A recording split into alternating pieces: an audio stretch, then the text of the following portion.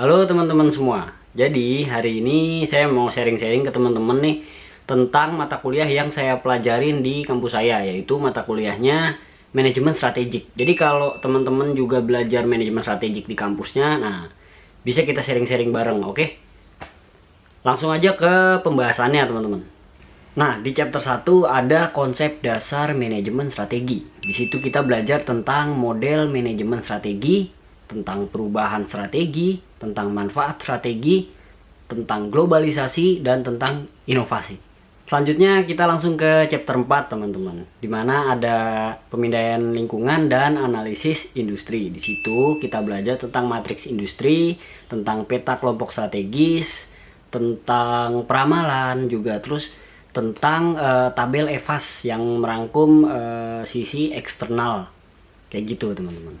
Nah, di chapter 5 kita belajar tentang analisis organisasi dan keunggulan kompetitif. Di situ kita belajar tentang kenapa struktur organisasi yang beda-beda digunakan di dalam bisnis.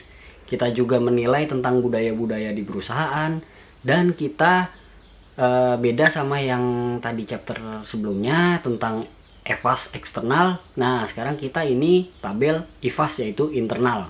Di chapter 6 ada perumusan strategi bisnis, yang di dalamnya kita ngebahas tentang kompetitif dan kooperatif, aliansi strategi, dan matriks SPAF dan SWOT.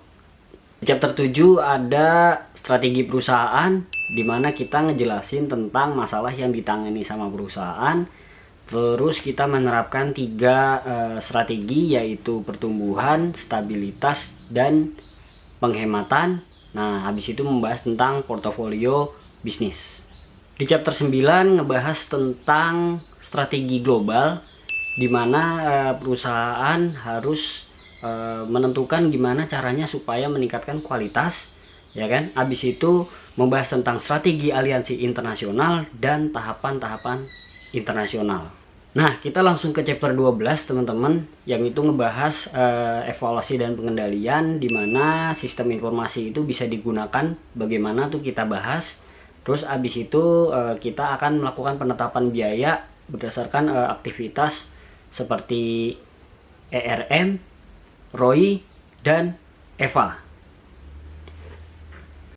Kurang lebih itu teman-teman yang saya pelajari di kampus saya sebelum UTS. Jadi saya ini menjelang UTS. Oke, kalau ditanya manfaatnya apa sih belajar itu? Manfaatnya adalah kita bisa tahu dan bisa memahami tentang konsep-konsep dasar strategi manajemen.